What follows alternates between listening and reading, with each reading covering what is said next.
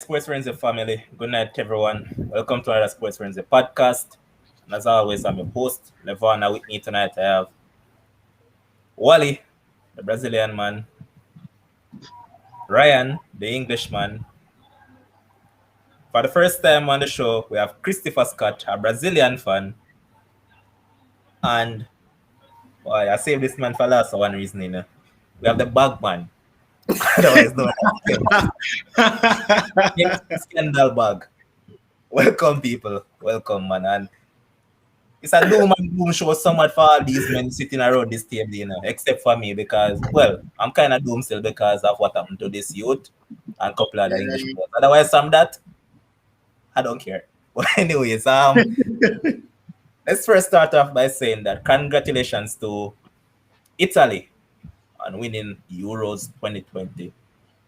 I said it from the first game they played in this tournament that Italy were the favorites. A lot of people wrote us off. I remember Ryan even jumped on it and said, yeah, based on what he saw, they are title challengers. People say, No, oh, I did not jump on it actually from before the tournament well, kicked before off. the tournament to say it. But hold I on, was man. Let me just finish, man. And I remember a lot of people took us on and said that, hey, they just played this team and that team, some bug team and all of that. And here they are. They're the champions. And beat Belgium on their way as well. boy. It's not no Saps team either, so you have to give them credit. But let's start off by saying that it was a good tournament from both teams that reached the finals. However, experience won on the day. That's all I have to say. The more experienced team got the victory. And I'm going to start with Ryan on this one. Ryan, first and foremost, what happened, boss? I don't know exactly how to answer that. You want specific? You want to ask me in a specific sense? No, man, just go ahead, man, and just say it, man. The floor is all yours, man. Just if you want to Well, vent, I just vent. expected Italy to have most of the possession. I did not expect them to have so much possession. I was expecting maybe like a 50 and 40 and split. But I think England, the first goal, it was basically Croatia 2018 all over again. England scored an early goal in an important game and decided to sit back on the goal. And, like I think it was exactly 30 seconds before the equalizer went in. I said, if England keep on playing like this, they are going to concede. And within no time, England conceded. The ball, let us put it this way. The play did not drop for England. England did not get the rub of the green because they did not try to create their own luck. All right, So, Ryan, hold on a the team that second. tried Hold on to a create second. their own luck got the luck. All right, No, continue. I'm saying this against the backdrop that Pickford made a brilliant save and the ball hit the inside of the post and went back into play. And that's how Italy got the goal. And another day, maybe have gone out, but Italy tried to score and they got their goal because they created chances to score. All right, so just like in football, I'm going to make a substitution. The man y'all have been asking for is going to take over the show for the next probably half an hour. Talking about the producer, Josh Carr. All right. All right.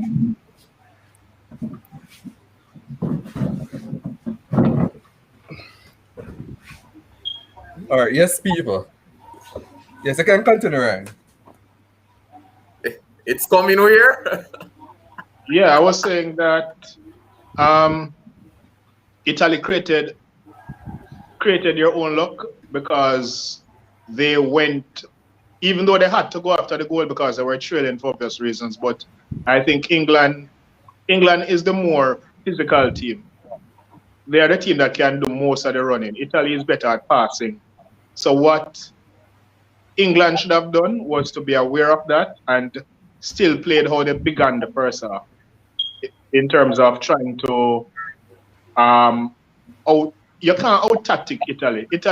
Mancini is a better tactician than Southgate, but Southgate has the more physical team in terms of playing style. So we realize that when teams go at Italy, they can be hard.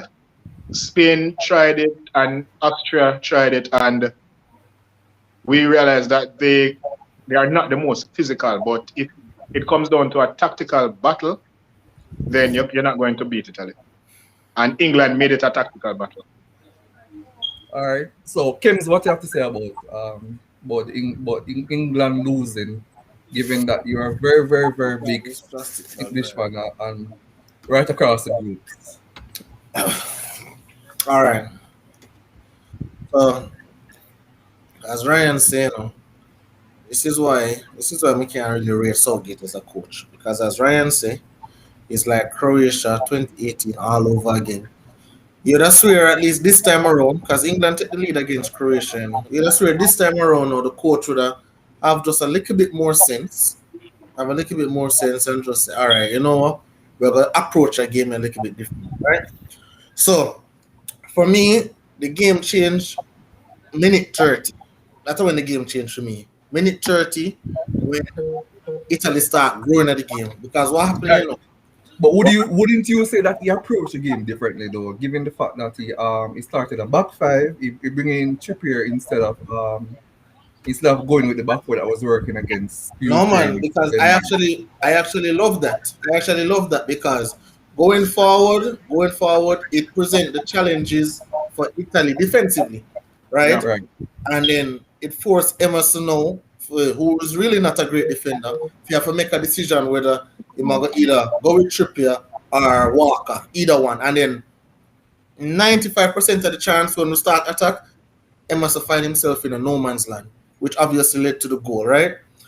However, and even on the defensive end now, even with having Walker there as fast as he can be, he provides cover in case Trippier get beaten, in case on another centre back them get beaten, Walker can provide the cover that England needed. So England had the perfect setup.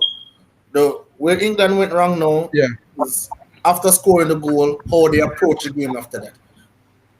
We had to continue going into the game. I said it on the last show. I said, hey, if England score and up 1-0, I don't want England play not to lose. I want them to play to win the game.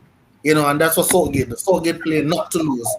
And then once Italy figure out that, and then when Italy take off Immobile, that was it, because Immobile, he was like the weak link for Italy.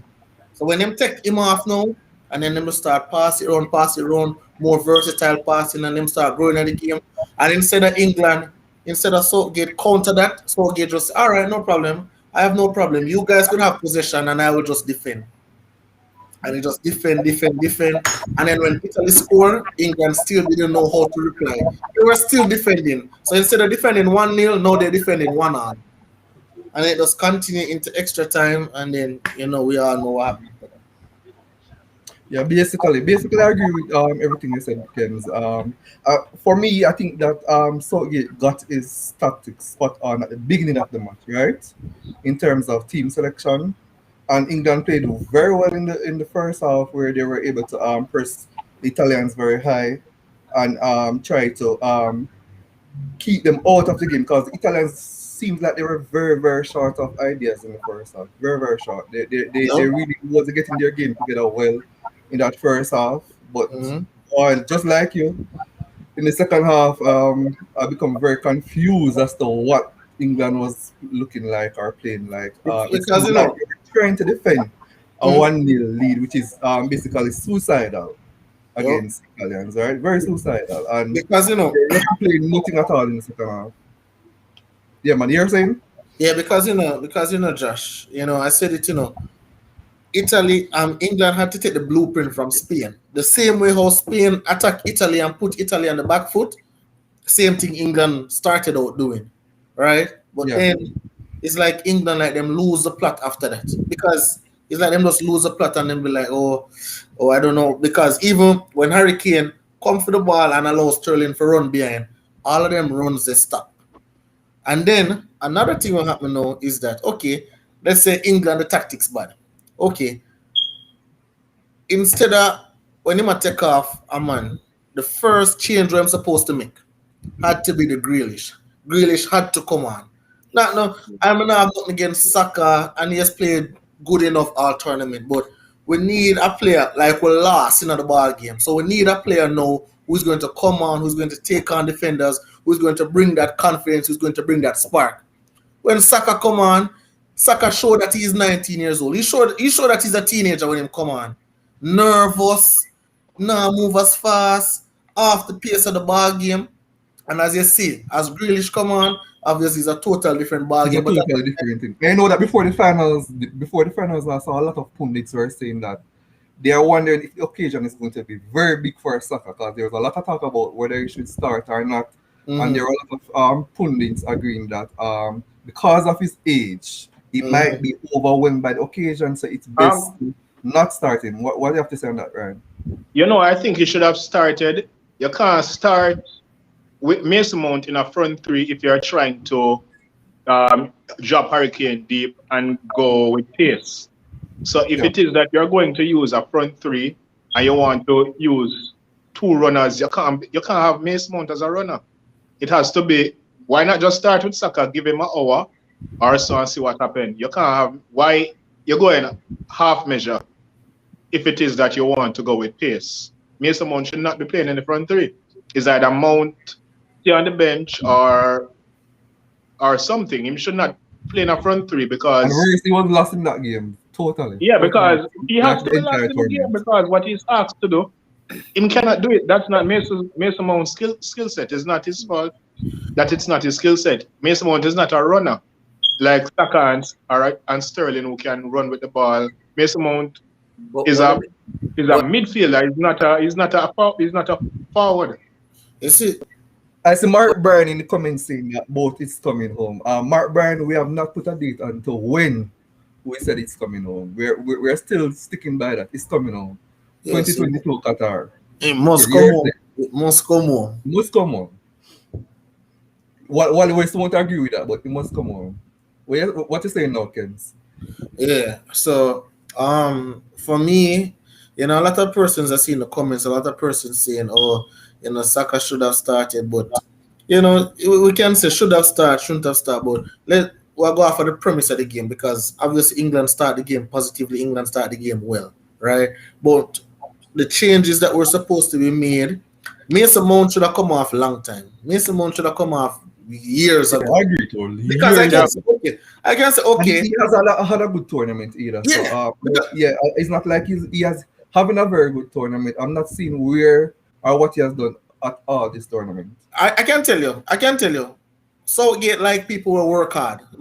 Mason Mount him work hard. I'll give him that. But you also know that most coaches like players like those as well, that work hard players with energy. Yeah, but what we needed in that moment, we don't know when could him already work Mason Mount like a horse. So now we could take off Mason Mount and we could put in a player there who is able to create chances. Remember, I think it's up to the 60th minute, one shot, one goal. That was it for us. One shot, one goal in a big final like that. No, sir, a joke thing that one. We are asked to lose. Yeah, that was when I saw that start, one shot, one goal. I was like, I said there was no way. There was no way. At the beginning, right? I was very concerned about the possession. There was no way Mason Mount should have lasted 100 minutes on the field. Yeah, there's no way. There's no way. It should have been the first change. Yes. I know that the formation changed, but what happened with the change of formation? He changed it after England went behind. It was clear that England was going to concede if they keep on playing like that. Mm-hmm. So that was when he should have changed the formation. All right, and when he changed the formation, I think Mount should have been either the first or the second change. And I think it was the Henderson change or so. I don't remember which one Mount should have been that change. Henderson really shouldn't come on either, because I don't know what him come on. Oh gosh. Hey, Chris, that is a poor tactical move as well. Let's bring in Christopher Scott. Let's hear his views on this match, particularly the Italian side. We have heard a lot about the English. What do you thought about the Italian side and their victories, Christopher? Good night, everybody. I thought that the Italians were resilient, very resilient, especially that man called Federico Chiesa. one of the workhorses for that Italian team, especially in that first half. He was trying to get things going. Their first real chance came through Federico Chiesa. When the shot whistled past the goal, it was not far off the goal. So I think their resilience for that game and wanting to hold that trophy. Remember, this is the first time they would have held the trophy since the 60s. Yes, So it's they would have 1968. really wanted to hold that trophy. This would have been their first major hold on a trophy since 2006, when of course they defeated France on penalties to win the World Cup.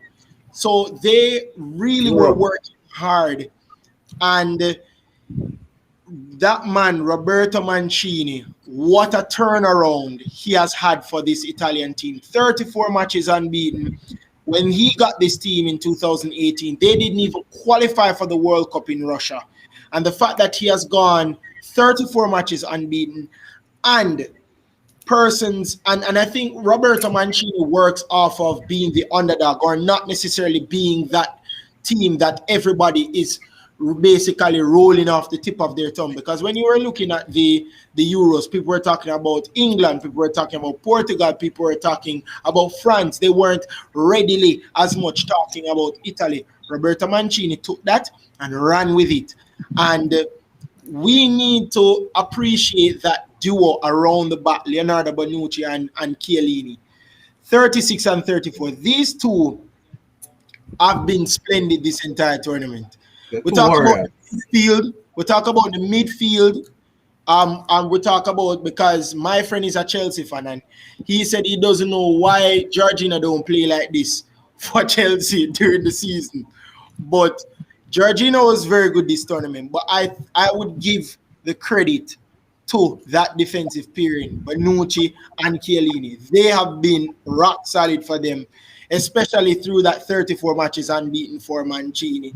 Where I thought that England, and I know you want to talk about Italy, but I have to talk about England as it pertains to how Italy won this game. England became very relaxed in this game. And Kem's talk about it was 30 minutes when he saw the change in formation. I saw the change in formation within 15 minutes of that game. Not 30 minutes, 15 minutes of that game. Because during those 15 minutes, they got a goal and they were pressuring Italy. Donnarumma had to be called into question multiple times during that 15 minutes. And you see, after that 15 minutes, they started to relax and they changed formation. And as Ryan said, I don't think that Mason Mount is a runner, nor I think he's a number 10. This is where, if you see Mason Mount doing all of this, working hard, I understand that. But he is not a number 10. He's not a runner. Grealish would have been perfect in this game. I would have even taken off Mason Mount after halftime. Mason Mount wasn't adding anything to the game. He's not a runner. So if you had put Jack Grealish on that, in that number 10 role that takes on defenders but has that defense splitting pass, because remember, Jack Grealish basically does everything in the middle of the park for Aston Villa, especially the creative side of it. So you would put him in there, and then you don't have to ask Harry Kane to drop so deep, because the first goal that scored, Harry Kane dropped very deep to pass that over to Trippier. You don't want to ask that for Harry Kane. You don't want Harry Kane to be doing all that work. So you have a man like Grealish. And look at the game that they won 4-0. Look at the game they won 4-0. And I want to ask Ryan, was Jack Grealish in the game? How involved was he in that game? Jack Grealish played that game. I think it was Sancho who started that game. Yes, Sancho started. Sancho is another person too. Why is it that we're not talking about how Sancho would have been he's a creative take-on type of winger that can set up a lot of people. Now, yes, you have Kieran Trippier, no problem.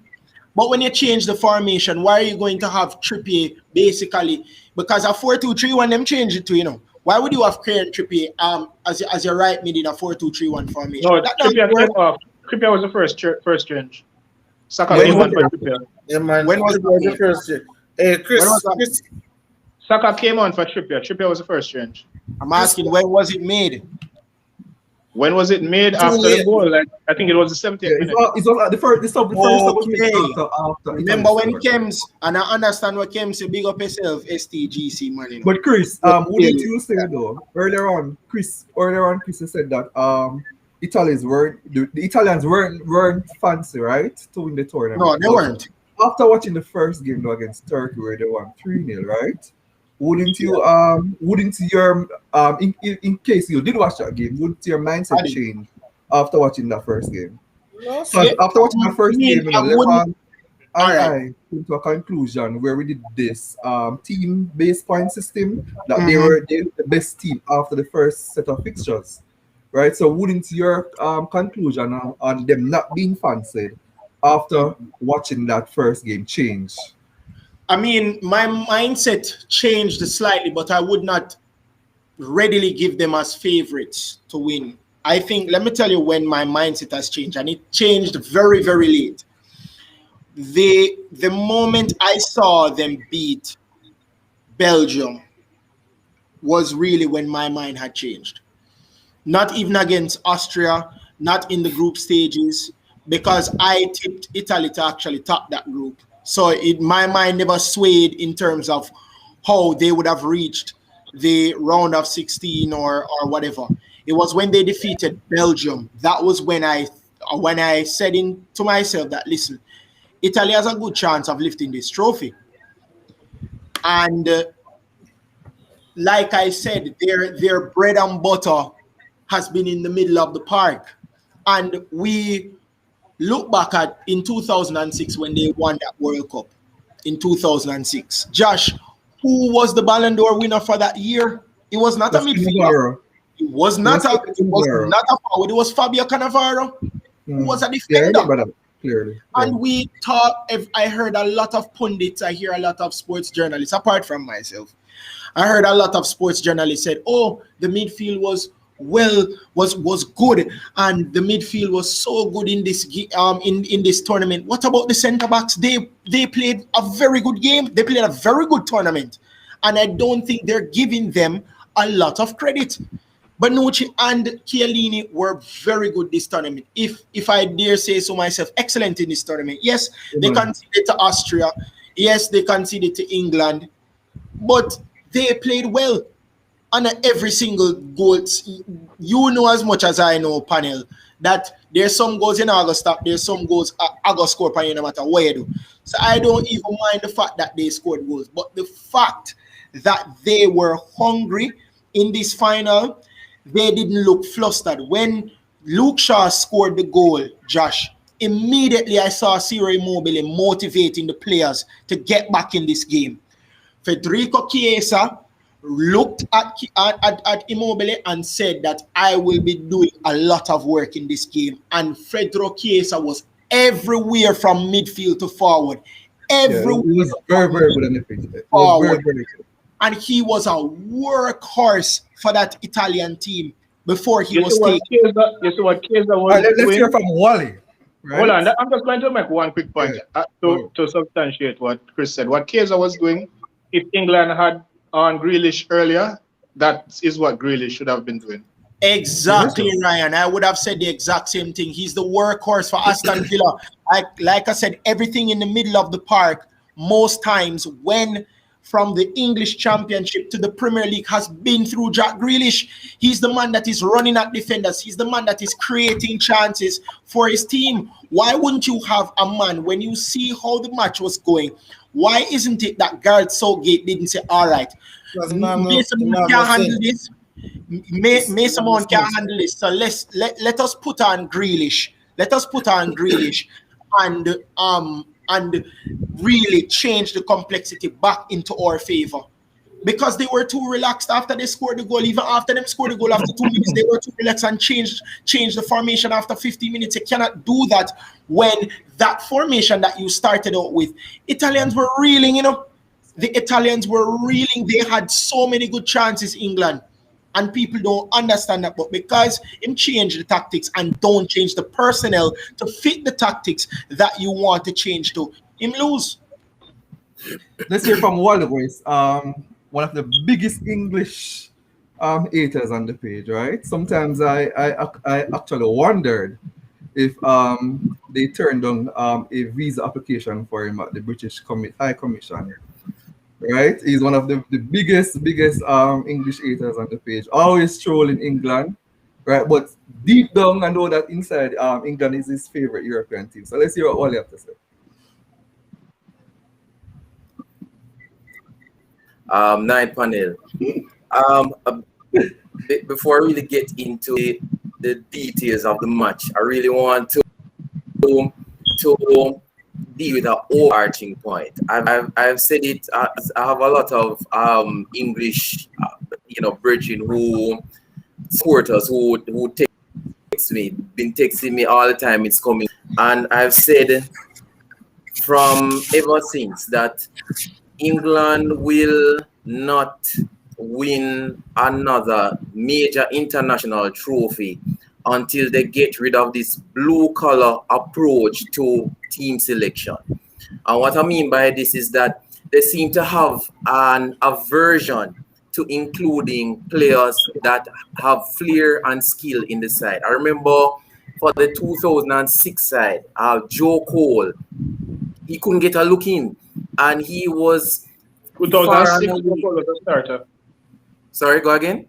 2006 World Cup, Joe Cole was a starter. Was a starter? 2010 was when Capella was using Joe Cole. Yeah, in 2006, Sorry, Lampard, right, 2010, Joe right. Cole, and Stevie Gerrard in midfield in 2006 World Cup. Right. So what? Right. So thanks for that clarification. So, what happened is that a lot of persons were clamoring for, just like with Grealish, a lot of persons were clamoring for him to be a mainstay in the side. But for some reason, there is a general approach by the English FA that we need to get, these blue-collar players in the side, these persons who are workhorses. I remember reading an article where the English FA was actually exploring, trying to incorporate futsal into English football as a part of their grassroots program coming up, because they really noticed that there is that sort of deficit as it relates to technical players being part and parcel of the national setup. Would you agree that's because of the type of coaches that they select to coach a team, very conservative? Yes, which really underscores the point that there seems to be a perspective by the English FA that we don't want any players with flair. Maybe they're afraid that they will feel that they're too big for the team and they won't deal well. Sorry, go again. Can I say something? England over the past, I think it's 10, 15 years now, they changed all of that. So what you're saying about how that was an old-time approach, England has changed that approach. I think they call it the English DNA or something like that. But some changes has taken place, and since that change took place, England won the under 17 and under 20 World Cup. So they are actually coaching now to include more flair and so forth, which is why we have these younger players coming up, like the Fodens, the Sanchos and so forth, are more but those players are still on the periphery. Those players are still on the periphery. The thing is, there has been change, but that change is an incremental thing. You don't just change from 0 to 100. It's incremental. So the changes that it takes. How long has the change been going on? I just said it. It's about the next last. The change started with the creation of St. George Academy in 2011. which was opened in something like that. 10 years. 2013, right? So it is basically a less than 10 years change. And the goal of the then English FA president, Greg Dyke, right? His goal was for England to make the semis of 2018 World Cup, right?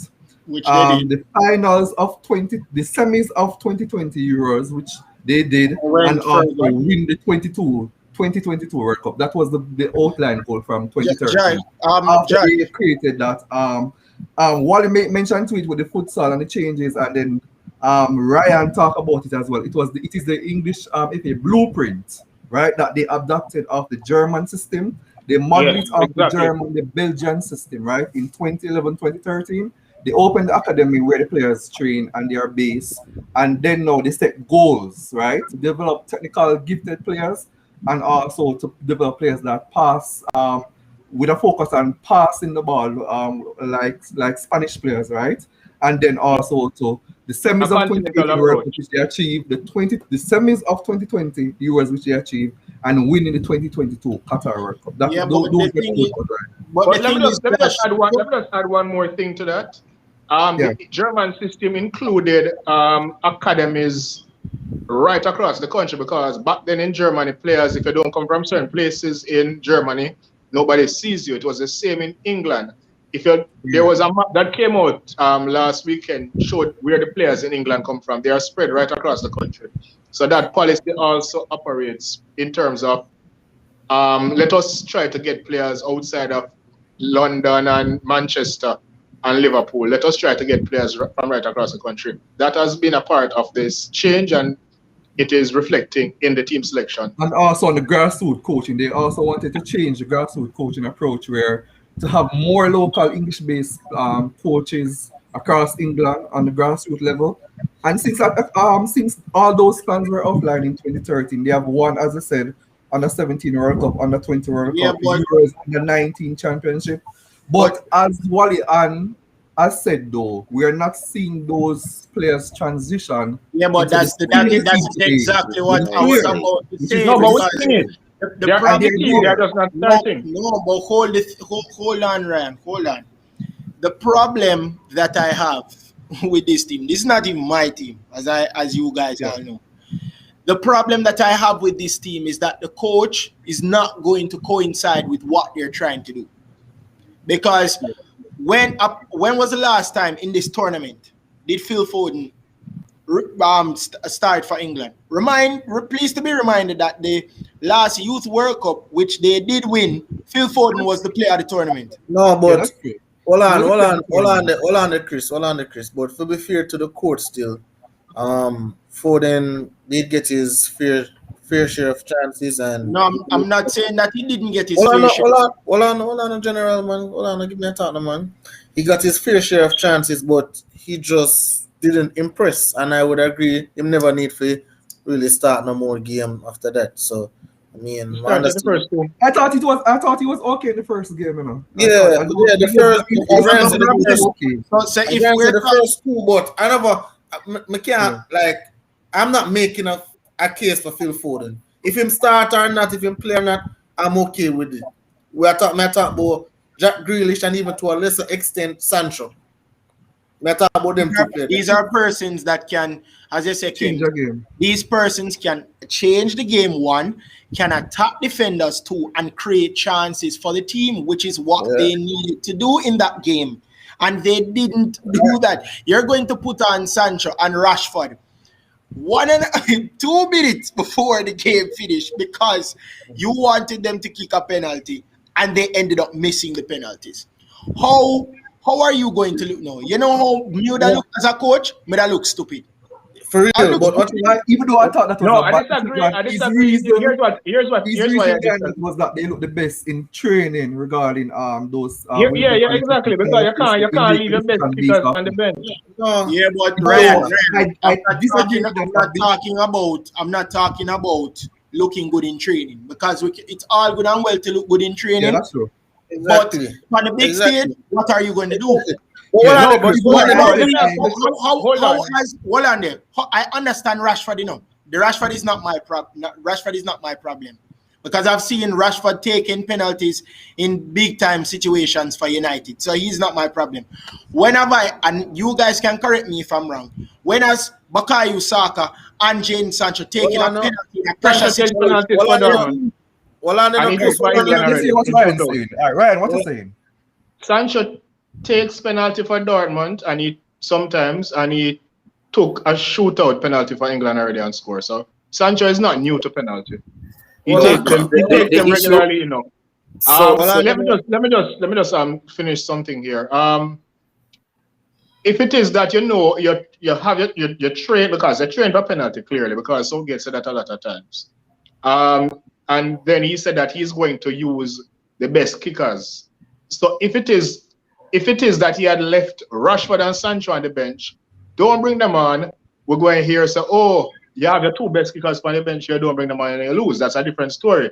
What I will agree with here is to say that maybe they should have come on a little bit earlier. not maybe, definitely, not maybe. No, regardless whether maybe or definitely. The fact Hey, is, Ryan, I would agree with. jersey never crush, you know. None at all, you know. Them jersey never crush, none at all, you know. That's how late they came on, you know. You cannot have persons in pressure situations. I think the guys have got like 5 minutes, like at least a 5-minute run to warm up themselves and so forth. Is he halfway through the extra time? They should have at least got that. No, here's the thing: you don't want to put Rashford at right back for 15 minutes. You don't want to do that. What were you saying? Yeah. What why I what say you give what them were like a saying 5 about minute. that, change? So that is where I'll agree. You put on them with enough time to run out the jitterness and so forth. But those two guys have to come on to kick penalties. all right, give me a thought there. Wally, me know say, man, them kind of hijack your point still and you did that talk. So, you know, if you could finish up for us. Man, them kind of hijack it.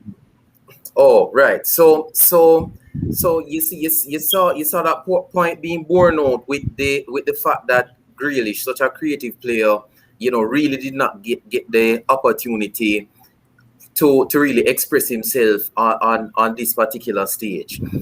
What also the entire tactic of Southgate was counter to everything that both Ryan and Josh Carl outlined that the English FA is trying to outline. No, Kim said that Italy came into the game in the 30th minute. I actually tracked it. It was about the 27th minute they came into the game, and from that point on, going into the 30th minute, Italy actually got the ascendancy. Now, I would have thought that coming into the second half, that having scored so early, they would at least, having seen that Italy had started to, you know, tighten the screws, go back to what they were doing in the first 5 minutes of the game and start to press them, because they are younger. They would have the fresher legs, so don't give them the opportunity to start bouncing the ball around. Though when they show the stats at the 69th minute, you know what the possession was? The possession for Italy was 71% to England's 29%. And Wally, just stick a point there, because I agree exactly what you're saying, right? And what I find strange is that I see Germany, right? We know that Germany is a possession-based team, right? Probably this the closest to Spain, right, in football. And at halftime in the Germany versus England game, England possession was 52% and Germany was 48%, right? So England had more possession than Germany at halftime in the game against Germany. So against a side as Italy, right? I was very shocked to see that England conceded so much possession. In where it was like 71 to 29, that was totally unacceptable. You can continue the point. Yeah, precisely. I really think the Southgate deserves a proper flagging in the public square. That's extreme. I I'm not team to find an answer that what a coach. No, brother. And you No. do What that. you mean? And you do that. What you mean? And you do that. Our host wants to They come in. carry him to the finals. How can you score? How can you score in the second minute of the match and you decide you're going to defend that until extra time? That's crazy. No, we agree on That's that. But crazy. Ken said it say best. You cannot, as a coach, play not to lose. You have the momentum. No, but we agree. As your score, you cannot. Why you're coming But down Ryan, on you cannot say that he doesn't No, deserve Ryan. a But Ryan. last year. The man deserves a flogging. All right, guys. Yes. That's just weird. Where he deserves I the see. criticism, in my opinion, because there's no way you have Italy on the back foot. You're pressuring them. You score a goal, right? You score the goal, and then you're playing not to lose the game. You're basically giving Italy back the position to basically calm themselves down, play their game, and eventually get back into the game, which they did, which they scored, and they went on to win the game. So he is prone to this public criticism, and he said it himself with this whole racism thing with Rashford, Sancho, and Saka, that he is the person that decided to put those persons up to kick the penalty. He's the person that decided all of that. Now, I understand Sancho and Rashford, more so Rashford, but in my opinion, they should have never put that pressure on a 19-year-old to kick the last kick. All right, our I host agree with that. wants to say something. Number Come 5 in, is Zebo. normally a closer. You're not All going to right, put your hold on, Ryan. On your best Quick thing that I want to point out. All right. So I hear you guys talking and all of that. If you actually notice, it was probably after the 15th minute that England started to sit back. And from that onset, I was like, all right, Emerson, who is prone defensively, you know that Emerson is not good. You being a Chelsea fan, right? Why is it that you didn't send these guys to continue going down that left-hand side of Italy? With I said the exact same thing after 15 I don't minutes. that point. But hold on. All right, and then look at this now. Seeing already blundered right there now. From you make them start sit back, you blunder. Second half came along. Italy dominated the first 15 minutes. Mount was absolutely non-existent. I saw him try to make 2 passes in the final third, and they were very awful. So why is it that after 60 minutes, and I said, okay, since as Italy is controlling it, and since Jack Grealish is one of my better creative influence, and he's going to win free kicks off these Italian defenders, because if you notice from the get-go, the Italians were playing rough. So Grealish would have earned free kicks from them, and Exactly. you have to blame the manager right here, Ryan. Come on, Ryan. What you talking about, Levine? Ryan, listen, Ryan. Ryan, listen what I'm saying, Ryan. Hold on, Ryan, listen what I'm saying, no, boss. you listen to me. We already got through this, and I already said yes, these changes should have been made. So why are you trying to make it seem as Ryan, what I'm getting at now is that you're saying that basically I say him not deserve no criticism. I never said anything like that. I did not say that. You say deserve a flogging after flogging is extreme. That's it makes no sense. What you mean by no sense to go to a final and don't do anything. No. Final, take a second minute lead and then don't do anything after that. Ryan, you have to do better than that, man. Better than what? He deserves the flogging, Ryan. There's no we deserve a flogging. What do you mean? Coach, let me tell you, this proves that in 2 set of pressure situations, in the semi-finals in World Cup 2018 and the Euros this year, he has not been able to outcoach the opposing player. He lost to Martin, and him lost, and him lose to Manchester. Like he has learned nothing. Hold on. And those 2 games, hold on. No, you guys are going all over the place right now. Hold on, let me finish my point. Both of those games that he lost, which were pressure situations, he scored first, and then the complexity of the game changed. The man Let me ask you this question. In 2018 and yesterday, did England lose to the better team? Yes or no? No. Yes, Italy was the better team. No, Croatia Italy was the not better the better team. team. You're going to look at me and tell me that. Telling me that after 15 minutes, Ryan, Italy was the better team in this game after 15 minutes? I'm talking about Right, overall. let's say Wally West, who's Italy is clearly the better was Italy the better team? Was Italy the better team, Wally West? Sorry. Coming into the finals. So coming into the finals, was Italy the better team? No, you see that point is irrelevant, what is important is that you assess the game on the day. Whether or not a team looks better coming into the final, that is irrelevant. What is clear is that one team was in the ascendancy and then decided to sit back, relinquish that ascendancy, sit back, and they pay the price. And they pay the price. You can't know then say after the fact, after It's that not after the cowardly fact. It's display, not after the fact.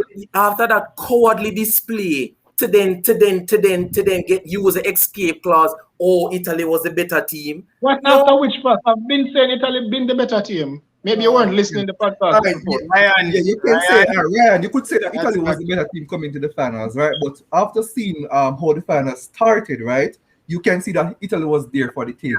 The first Right. 15 We're minutes. there for the taking, The remember. first Young 15 minutes, Jessica. Josh. Wondered with this tactics. First They were 15 there for the minutes, ta- Josh. for the taking. So we're going to wrap up on England point. What you're saying now, Christopher? I was saying the first 15 minutes, Josh, Yeah. England could have easily been 3-0 up. Easily. They were there for the taking. They were there for Easily. the taking. They could have I been don't 3-0. disagree. I don't Because disagree. Mason I Mount, don't disagree with And in the that. first 15 even- minutes, right? As an English even fan, I was with very Mason shocked how Mount, Italy was playing. Donnarumma had to be called into question a good amount of times in that first 15 minutes. They could have easily gone up 3-0 in those first 15 minutes. Italy was not the better team. When Italy started coming into this game was when England relaxed and Gareth Southgate changed his tactics, and he did not change the personnel to fit the tactics that he changed to. That was the reason why Italy beat them. And it's kudos to Mancini, because he saw and he used Federico Chiesa as the driving force for Italy coming back, and it worked to perfection. All right, guys. We're going to talk about COPA next. We are going to wrap up on this England Italy discussion. I'm going to wrap up by saying this. For the penalty shootout, right? This is my thought. I thought that the persons that should have taken the penalties were the leaders in the team, and I narrow it down to the leaders of clubs. So, Harry Kane, the leader of Spurs, who steps up first.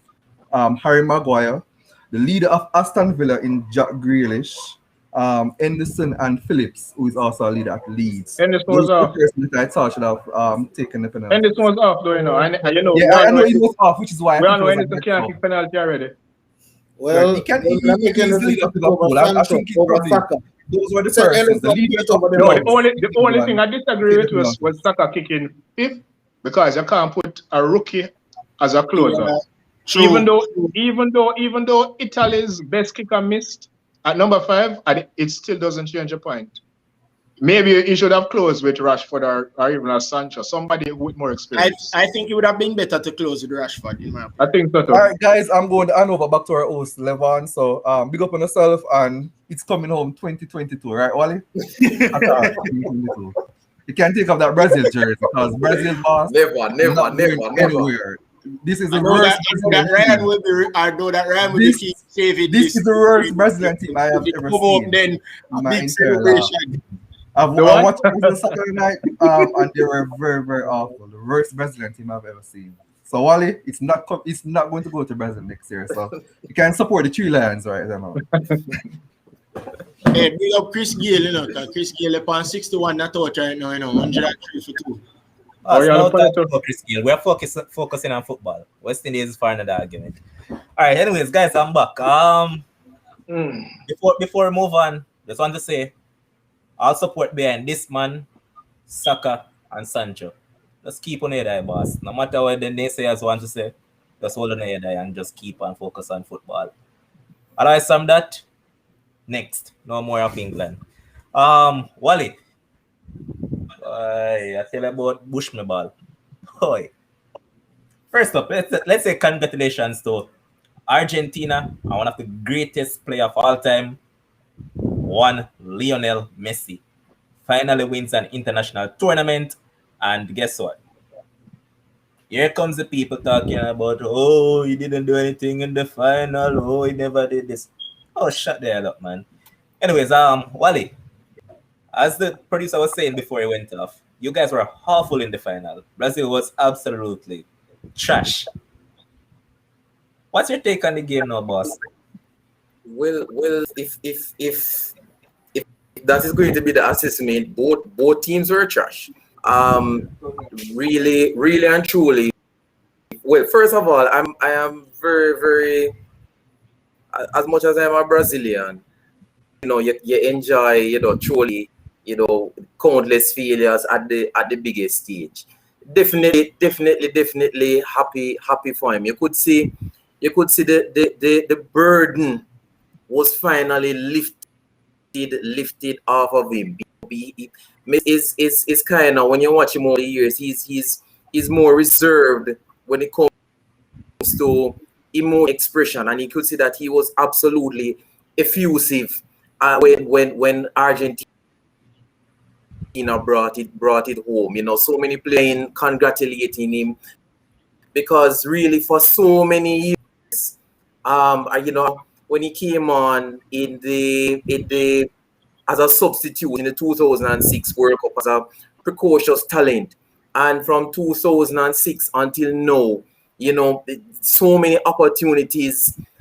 He has been so close to touching it, and it through his fingers. A lot of time, no out of his, on occasions, he had the opportunity to bring it home, and he fell short. So definitely happy for him. See him FaceTime in his family and so on. This final was a technical South American affair. We hear that both coaches gave specific instructions to both teams, more so Brazil, to really close down the midfield. There was no space to operate in the midfield. And the goal had scored against Brazil. Brazil was playing a high line. They were basically just behind the half line. And the pass beat the back line. And of course the error by the defender really capitalized on the high back line. So they really didn't get any opportunity to play. You can definitely see the lack of talent in terms of creativity where Brazil was concerned. They really want, when the substitution where Fred came off, I don't know how on earth he was able to put on a Brazil jersey. That guy should never wear anything blue, green, or yellow, for the rest of his life. Once Firmino came into the game, you could see the dynamic change. Really, I want to say that I would give the man of the match to. He gave Neymar absolutely no space to operate. Absolutely no space. Every time you heard Neymar, you heard DePaul. You kind of wondered if they were both on the same team, go attacking, because of how often you heard both of the names being called together. And I must give commendation to Neymar. He is constantly derided for going down too easy, for not for holding on to the ball too long, and he did none of those last night. I saw him riding tackles consistently, stay on his feet, and once he saw the opportunity to release teammates, slowing up of the play to try to beat players, he was very efficient in his movements, but he just got absolutely no room to play yesterday. For me, my man of the match is last night. When the match played was DePaul, definitely.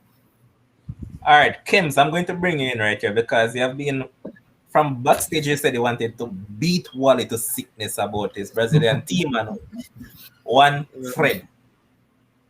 Yeah, man, beat Fred, man. Me beat him. Nah, beat Wally, man, but beat Wally, because if England did win, I would have beat him, but England lose, so me and him in the same boat. See? But I don't know. I saw a completely different game than I guess what most people, most people was able to see, because obviously I agree with Wally when he said that DePaul was definitely the man of the match. But for me, I see a lot of people beating Neymar, but for me, Neymar was probably the most consistent threat on the field. When Neymar, especially when it come on to the second half, when Neymar get the ball, 5, 6, 7 players around him, draft him shots, draft him shirt, foul him. He was just a consistent threat on the field. But And he made some good LeBron, I passes don't to know. Richardson. Oh God, Richarlison, them money no good. But Levon, I remember me tell you say same thing when we did want Southgate though. I tell you say we want Southgate for start Grealish. Same thing with Argentina coach. The man start Di Maria. Nobody saw that coming. Because this is Di Maria's second start in the whole competition. But the coach say, I'm gonna start a player who him probably believe proven, who him probably believe say this man will deliver the goods, and which he really did deliver the goods. And if you're really taking Argentina team compared to other Argentina team, this team played for Messi. When you talk about Martinez, when you talk about the part, when you talk about all of the team, you can see say, okay, they want to win, but they want to win for Messi. If you look on the teams in the past, Higuain and them man, don't want to win for Messi. The man they want the glory for them. But this team, yes sir. You realize as the whistle blow, everybody run to Messi. Your school no man. Everybody was just them say boy, them just want to win this to Messi because believe it or not, Messi and them hear the chat there, them hear say, oh, them never win an individual trophy, them never do this. The commentator them talk about it all night long. And even though Messi get the chance in the 88 minute, I don't know about one, but when I see him miss the chance, I say, John Star, I wonder if this will come back again for hunting. But luckily them hold on and kudos to Messi. As it relates to Kems, hold on a second. Yeah. I hear you all guys talking about DePaul, in which I agree that he was man of the match, but I don't hear anybody mention Montiel. Montiel had a blast of a game, man. That man was everywhere in the defense. Yes. You in line at all. But what me also say, Levon, before we switch it over to who we have next. Fred, all right? Fred showing Manchester United form in that game. All tournament long, Fred a play ball. But what I never realize is that Fred have the space to make the pass and so. But when Argentina closed down the space, when they have to think quick by your feet, Fred not have no sense. So once the coach definitely took off Fred and put on Firmino, then the game definitely changed. And it actually swung in Brazil's favor, but Brazil just couldn't capitalize. Yeah. All right. Chris, I'm going to bring you in on this one now. Say, I want to discuss this, but anyways, Rodrigo De Paul, my man of the match. I thought Gonzalo Montiel had a very good game on Saturday. I think he was an unsung hero, in my opinion. It was a nice little tidy finish from Angel Di Maria, which I thought Tite did not expect to start in that game. But I mean, Wally said everything. De Paul did not give Neymar a lot of time as he would have wanted to. Let me correct that, as he would have wanted to on the ball. But Neymar needs to carry this into other international tournaments. How he actually played in the of course in the finals on Saturday. But this team, I think, played as a team to basically bring Messi to glory more than any other team in even in the finals that they played of the 2014 World Cup. I don't think they played as a team surrounding Messi more than they did in the Copa America finals against Brazil on Saturday. So I think, in my opinion, Montiel is my unsung hero for the game, but Rodrigo De Paul was fantastic in the middle of the park, and we need to give, of course, the credit to Emiliano Martinez. I remember when he said that leaving Arsenal was not a step down for him, but a step up when he went to Aston Villa. Yes, and for you in a penalty shootout to tell Yeremina that I know where you are going and then save it and then come in the final, one Golden Glove, which is the first Golden Glove ever won at Copa America, and did it so exquisitely. I think that Emiliano Martinez is a gem between the sticks for Argentina. So I think he played well between the sticks for Argentina in this tournament. All Neymar needs to do is just get tougher as he did in especially in the Copa America finals. But this I think gears me up to really watch this cannonball and what Argentina will now do as a momentum to drive their force for Qatar 2022. But I give all the credit to Argentina. They played like a team that wanted Messi to win a trophy, and he did. I think that the fact that Di Maria started kind of throw off Tite, and I think that Montiel especially and Rodrigo de Paul had a very good game, and that's why Argentina won the game. All right. I have to take a jab at Wally. You see if any player at a particular club named Arsenal wants to win a major trophy, something major. When I talk about Carabao Cup and FA Cup, I'm talking about major trophies. All you need to do, leave Arsenal. Just leave. And Please not start this. This left Your fears never teach you to not to kick a man when he's down. No man, they continue beating whenever it's done, man. They beat Not him just to Arsenal, you know. Tottenham too.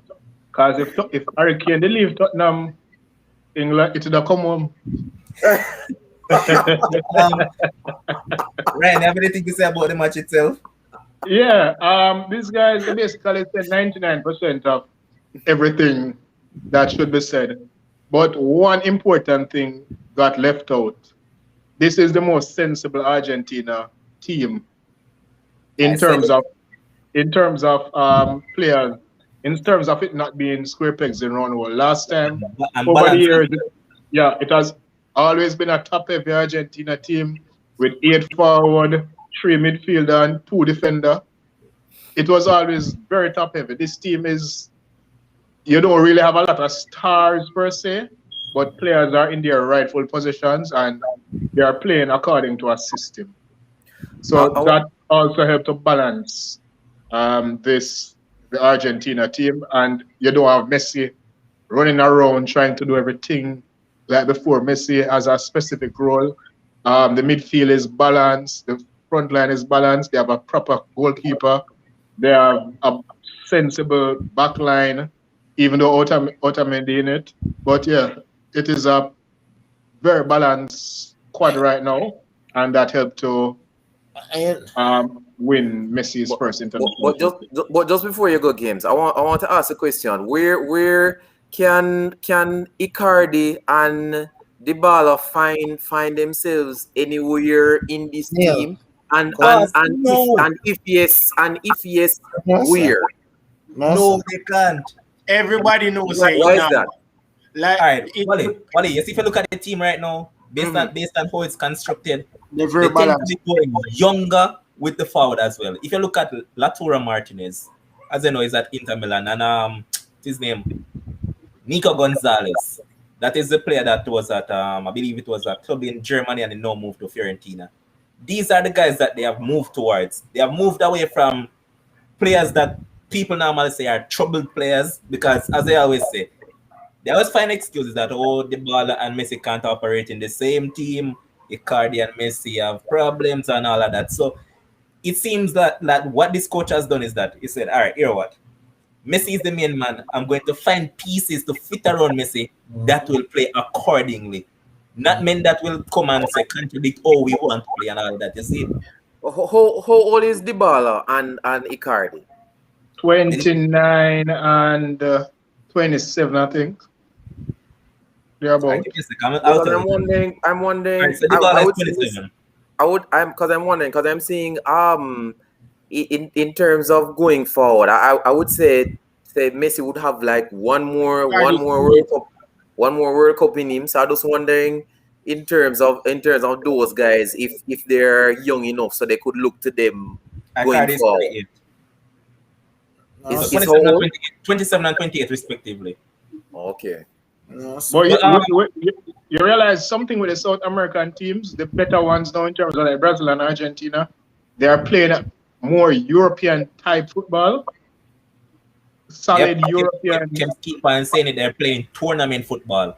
Yeah, but the thing is, and Levon and I had a discussion with this a couple of nights ago, and I agree with Levon, is that European football is a better football. More persons are playing the football, because as you can see, since 2000 and what's it, 2 when Brazil won. There's not been another South American champion since 2002. Yeah. Italy, And 06, even 2018, only two. Germany only 2014, two- and France 2018. Even 2018, only 2 South American teams went to the quarterfinals. None went to the Well, semis.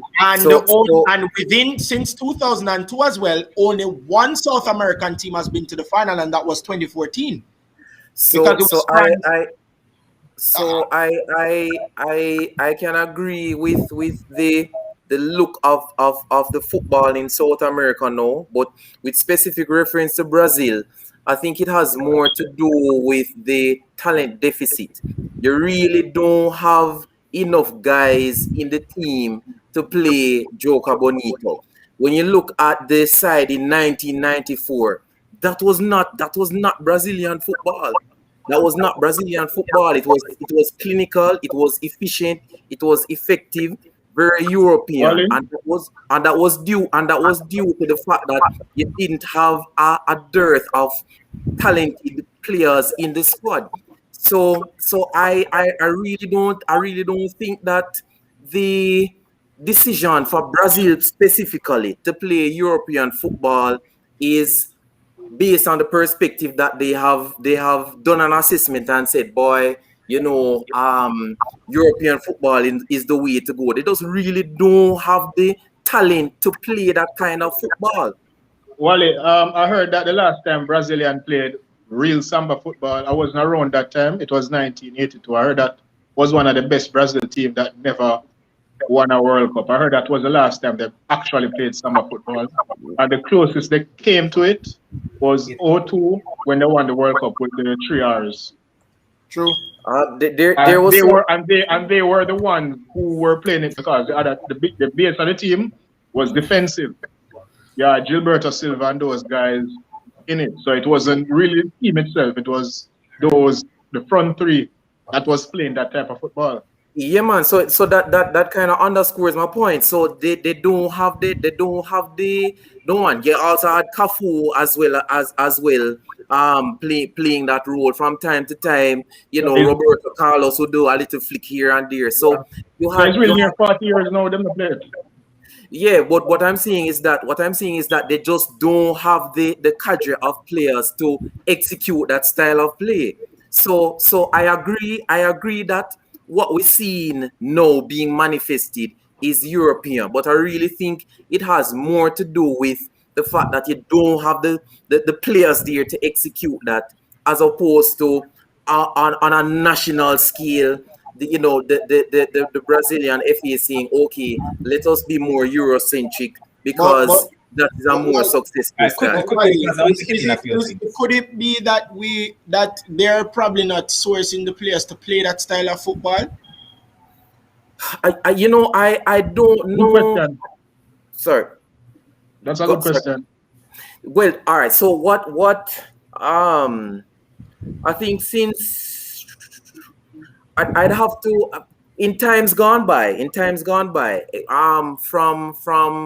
Flamengo and Sao Paulo, you'd always hear in the news, these persons are on the verge of coming to Barcelona or Real Madrid, any one of those top European sides. But I'm not hearing, again, I don't know if there is a talent deficit in Brazil, or it is a case where they're just moving away from those kind of players, maybe because of the indiscipline, the lack of work ethic. I'm not sure. But I'm going to point out something before I move on, because I want to go ahead. All right. Look at the irony now, right? Normally said that England and some European teams were known for, you gotta say, mechanical type of football somewhat, Germany. right? Especially, well, England is they lack flair players, right? While Brazil had the flair players. Now it's the vice versa, where England has now started to producing the flair players, while in which Brazil has regressed in that sense. Devon, you know what this reminds me of? This reminds me of black people are bleach and white people are tan. Let's start that, you know. Let's start, let's start that. And, But and not just there- England. It's a lot of countries in Europe. yeah, because 100%, I agree. I agree with that. Even though there's still some technicality, even Portugal, you see some sign of that as well. England, when you see a lot of young players showing that flair, and yes, you are right. You see more Eurocentric football going to those South American teams, and you see the not necessarily the Stamba style, but the flair that South American teams are used to. You see that coming towards the European teams and what they're normally doing. And most, if you see it, it's most of the big teams in CONMEBOL and in UEFA that are switching those style of football. If you really look at it, so All right, so I'm I, going to bring in this comment. I think that it is true. There has been a switch in style of play, but I think it is more so of the big UEFA teams, the big CONMEBOL teams more than anything. All right, so I'm going to read this comment and then I'm going to ask a huge question for our viewers because they have been loyal to us right through, so I got something for them. So here's Sean Dave saying that Brazil didn't win a World Cup for 24 years. They tuned for a 1994 World Cup because that very thing wasn't working anymore. Teams had worked out how to stop them. Okay, so viewers, now is your time of the show. I'm going to give you guys a chance to win $1,000 digital credit, courtesy of one of our loyal viewer, Latoya. So this is the question. How many shots did El Salvador add on target in their game against Guatemala, and how much goals did they score? Again, Man. the question is, how many shots did El Salvador add on target against Guatemala, and how much goals did they score? $1,000 digital credit is all yours once you can answer that question. You know, but I want to give you the $1,000, man. Boss, it's an easy question, man. What up and catch. James, normally you run when you touch the Gold Cup, but I need you tonight because I have something to discuss track and field wise before. All right. So as we all know, Gold Cup started. Canada ramped up 4-1 victory. USA got a 1-0 victory. While today, the team that all of us are interested in, Jamaica team, touched the field and they got a 2-0 victory over Suriname. Goals were scored by Shamar Nicholson and Bobby Reed with a peach. I'm going to start with Ryan on this one. Overall, the starting 11 when you saw it, right? Were there any surprises at all? Yeah, All right, go ahead, man. that number 3 guy. Man, can you guys stop hating on my collector? Come on, man. Hector should not be starting for Jamaica. Hector. That man have some secret I food. Some people say I don't get it. Maybe we can't find a better DM or something, which is why Hector plays, but we need to really try and look for somebody there. Pretty the guy from the former Liverpool guy couldn't make it. Oh, Kevin Stewart. Stewart, yeah. Well, Hopefully he may turn out to be a better option long term than Hector. but Outside of if you look at that, it though, Ryan, maybe I think Taxi was kind of surprised Taxi did not start because Taxi is a far better left back who runs up and down the field. The left back does not overlap. all right, Ryan, what I see a lot of people been saying, and this is a player that Kim's actually knew. They're saying that they need to drop Hector and bring in Devon Williams, otherwise known as Speedy. And reason being, they're saying that, okay, Hector plays similar to Daniel Johnson, right? You don't want to have two players in that midfield, even though I don't necessarily agree with it because I think Daniel Johnson plays more box to box than Hector. Yeah. But if you look at it, you need players in that midfield that can play one touch passing because you know that Daniel Johnson and Michael Hector have to take 1, 2 touches or 3 touches, even 3 touches on the ball at times. While Devon Williams on the other hand, 1 touch gone into space. And that is the type of football that will run these teams out of space and all of that and half the park. Because, all right, to be honest, yeah, some people might say Suriname is a decent team because they have a few players that plays in the Dutch league, and I mean, even some of the case, Jamaica is far away superior. So why is it that after a period in the game, you know that Suriname started to come into the game? Why didn't the coach get up and just started to do something different? Well, to be fair, to Tapa, he did make changes. So I can't really fault him where changes was concerned because he made a triple change initially and then he made two other changes afterwards. So I can't really fault him there where changes are concerned. But I really don't have much to complain about except for the fact that Suriname got at our back line more often than I would have liked. After, when we got the first goal, immediately after that, they got a chance and they created a few more chances throughout the game. Outside of that, I think we did pretty well. And we got the important thing is to get the first win and move on.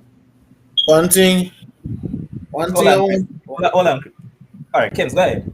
now one thing I just wanted to add is that, you know, because I'm gonna watch one of the game them because then I'm on backyard, so I'm gonna actually go watch one of the game them and see what they're all about. But one thing is that when Jamaica was leading 1-0, they've never tried to defend the 1-0. They've actually go out there searching for other goals. So kudos to Jamaica for that.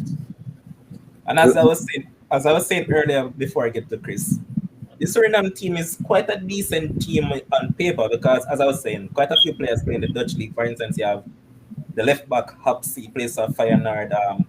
Kleiber, the right back, he plays for Ajax. Ryan Dunk plays for Galatasaray.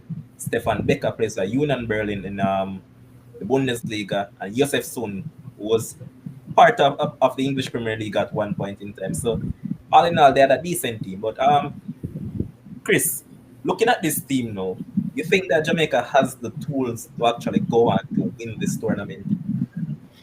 To be honest, I think they do have the personnel to go on and win this tournament. The problem that I would have that you said about Devon Speedy Williams. Speedy Williams is not necessarily a guy that's an effective CDM. I've seen Speedy Williams play in the Money Cup. Speedy Williams does not play CDM at all. When he plays for Louisville, when he plays now, when he was, how should I put it, go around to the different teams in the USL, he does not play CDM. I don't know where people get this idea that Devon Speedy Williams can sit comfortably in front of a back four and play. We need somebody to cover that back four. We understand, say, moving the ball around, the midfielders moving around can really run some teams and actually get us a win. But we cannot have somebody that sits in front of the back four. I actually am going to give credit to Shamar Bowser Nicholson. His goal was good too. We need to not take away from Bowser's goal as well. I thought that Daniel Johnson held up the ball very well, pretty well, and laid it off. Well, not necessarily laid it off, but left it for Shamar Nicholson to get that goal. And Bobby Reed's goal was a peach of a goal. Timed it very well. But I think that this personnel can go on to lift this trophy. But we need to play to our strengths. We need to. I'm not sure as to if he's gonna play Nana in the middle of the park anytime in this tournament. Persons call him N'Gola Nana. I'm not sure as to why they do that, but that is what they Damian Lowe. And really and truly, they call him N'Gola Nana because of what he was able to do in that Serbia game in the middle of the park. So we started well. This is the confidence we need. And I think that all of us, Kims, Ryan, and Levon can agree that I saw this vibes and togetherness in the camp. This is what we need. The vibes and the chemistry. We spoke a lot, not just Sports Frenzzyy, not just me on my channel, whether it's YouTube or Instagram, not anybody else. But the fact that we're able to get this chemistry going, we see the dancing going on after training, we see the unity in the training when training is going on the pitch. I like it. It to me shows a good sign that this is what we wanted. Everybody ball for chemistry. Where's the chemistry going? How are we going to gel as a unit? The 2-0 today is a start, is a stepping stone as to what we can do. I think it's a good sign for us. The chemistry, not particularly 100%, but the goals, the plays leading up to the goal shows that the chemistry is there. Daniel Johnson knew to leave the ball. Bailey was everywhere on the front line, doing a lot of stuff on the flanks. I think it's a good start for us. I think we can go and we can win. Chemistry was always a struggle for us, and even when it was a struggle, we were able to get to back-to-back World Cup finals, went to the semi-finals 2 years ago. I think we can win it all. We just need, the chemistry has to be right, and I think that this is a good stepping stone for us with this 2-0 win against Suriname. All right, so to the question that I asked you of a winner, his name is Ramad Squid, said actually 6 on target and 2 goals were scored. Just message us at Sports Frenzzyy and we'll hit you up with your winnings. Kim, so I know that you have seen again the whole charade by this fellow Omar McLeod. Boss, what do you have to say about it? Because this man just keep on going around trying to belittle the Jamaican program itself and trying to make it seem that yes, he's the man for Jamaica right now. The thing is, as I tell you before, you know, is that he is a man where I don't know if it's because of his affiliation with Kingston College, but this man took absolutely zero accountability. Right? Not one time did Omar McLeod come and say, "Well, I clipped the first hurdle. That was my fault. But as Olympic champion, I would like an opportunity to represent the country." Not one time did he say that. It's everybody else's fault except his. Now today, I'm hearing a new thing when I watch the video. I'm hearing that he had no food to eat. He had no food to eat when he went back to the hotel. He had to drink a little bit of soup. Didn't have no recovery. He had to go some little lounge in the hotel. And I never get to watch it before I came on the show. But I think there was a response. Tassia has been a response that they made, that they rubbish those comments about not having food, and he said that he had everything to his comfort, absolutely everything to his comfort, but he just did not produce. And you know, you mentioned both name. He's not in Usain Bolt's category, no way, shape, or form. When them the Olympic champ, he's just not there, you know. And I don't see Usain Bolt doing anything like this, even remotely close, coming out there and bashing the country like this. It's just an absolute disappointment, you know. As a Jamaican, it really make you feel away. If you say the man really go up on an international scene, you know. He said that he's in world record shape right now. That's him saying no. He's in world record shape, but due to the fact that he doesn't get to represent at the Olympics, he is heartbroken, so he doesn't really know how he's going to go out there and perform. All a pity party, just blaming other people. It's just not good enough for me. All right, Ryan, you've seen it. You've seen it and you've watched the video. Yeah. Do you have anything to say about it? Disgusting. We can't just use one word. It's a very disgusting video. How do you go and say all of those? I mean, the reporter basically bait him into saying it, and he ran right into the question like he ran into the hurdles. Okay. He just tried to blatantly disgrace the country, and as Tim said, took no accountability for his action. He blamed everything. He blamed the conditions. He blamed the fact that he had to get up and train before he ran, as if everybody did not have the same reality, as if the Sunday was not a 2 o'clock cutoff for curfew. He knew all of this before. So why, and then why do you apply for a medical exemption after the fact? It's called an exemption for a reason. You should apply for it before. Yep. So I don't understand. I don't understand them. But It's as just a weird Kevin fellow. Ryan, why is it that it's after weeks we're hearing that, oh, I didn't have any proper food to eat and all of that? Why is it weeks after? Why we never heard this at that point in time? Because what we have to understand, he's trying to find different things to try and substantiate his initial point, right? So his initial thing is that, oh, they changed the time on me, but they changed the time on everybody, right? And as I said before, you see if him did run and probably pull up in the race, then would I say, all right. But Omar McLeod, he did what he's done the last couple of times. Hit the hurdle. Before him run the race, before he run, even Ryan rushed me about it. I tell Ryan, say, once Omar McLeod feels pressure, Yeah, you did. he's not a good hurdler. He's fast, but he's not to cut your Kems, but remind me of something. He said that he got up 5 to train and then run the race at 8.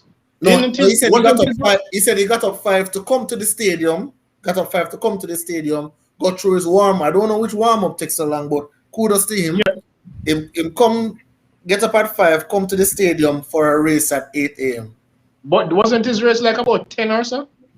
Didn't Shelly and support run before him? Remind me. Shelly and them ran before him. Yep, and they ran. I think they ran at 7:45. Yes, 8:45. Come on. 8:45 they run. Yeah, I think so. Shelly race was at 8:45, I think.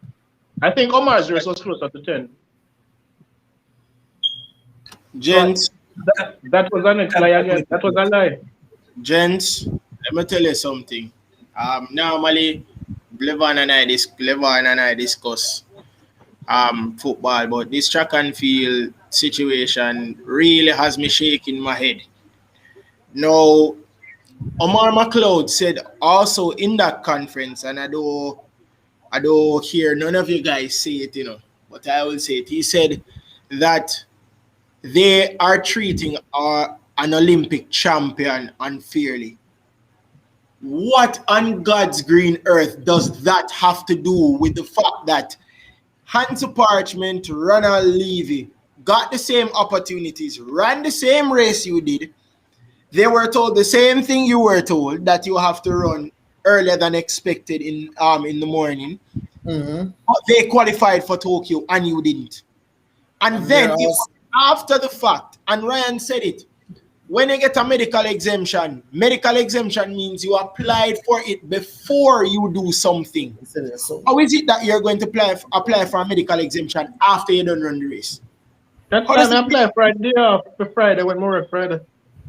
So are you going to apply for a medical exemption after the race? That makes sense? That don't make no sense. And then you're going to say, I'm an Olympic champion. They're treating me. What does that have to do with it?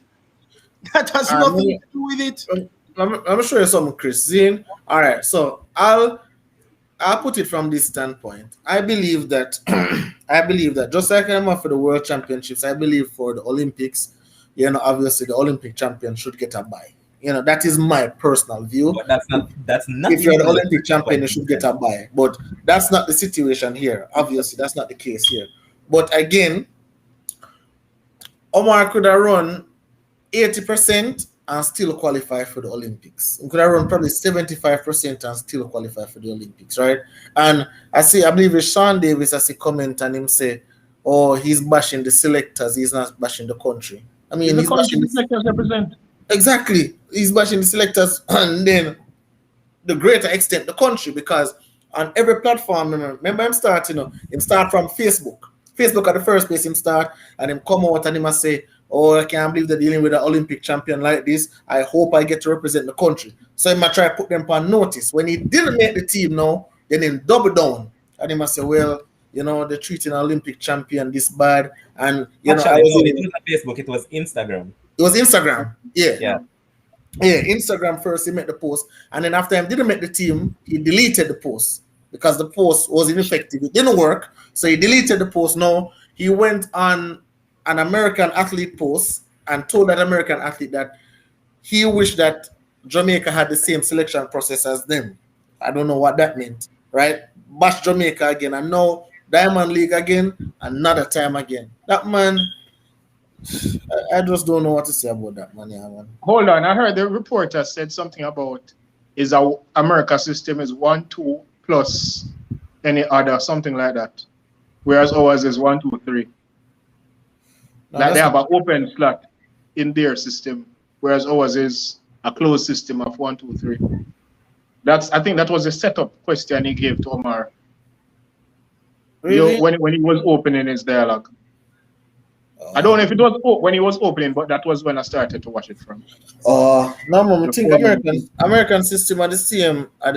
Yeah, okay. I think maybe he was referring to the hurdles. I don't know if that's what their hurdle system is or whatever it was. But he mentioned it though. And Omar jumped at the opportunity to bash the country. As All I- right. Go ahead. Well, Andy, as the same thing. What's your name again? Levon? Which one? Kenny Harrison. You Yeah. know, Kenny Harrison from the United States. She was the world's number one, and she clipped a hurdle and she never made the Olympics.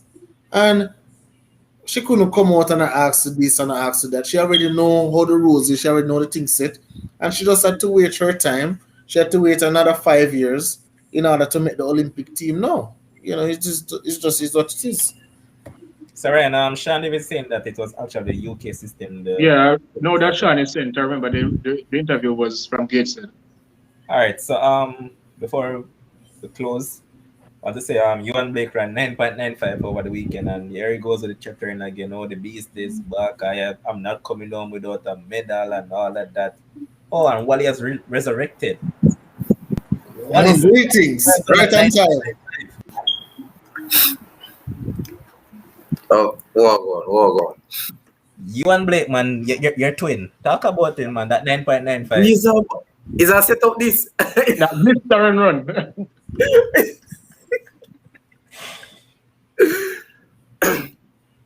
All right. So so you see, I asked a question earlier where I actually looked at his reaction time, and I was seeing, sorry, not the actual time, just visual observation of his response out of the blocks to the gun. And based on my recollection, I have never seen him have that sort of response. So what I did is I actually looked at the race where he ran 9.69, and his response was actually in the 9.95, actually faster than that.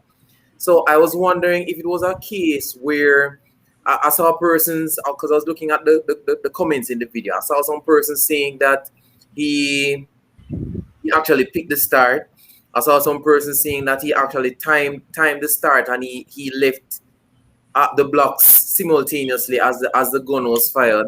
I'm just wondering because I haven't actually gotten the opportunity to look at the reaction times of both races. But I was wondering if it was really a case of his competitors being so slow to react, why his reaction looked so dramatic, or if it was just a brilliant start.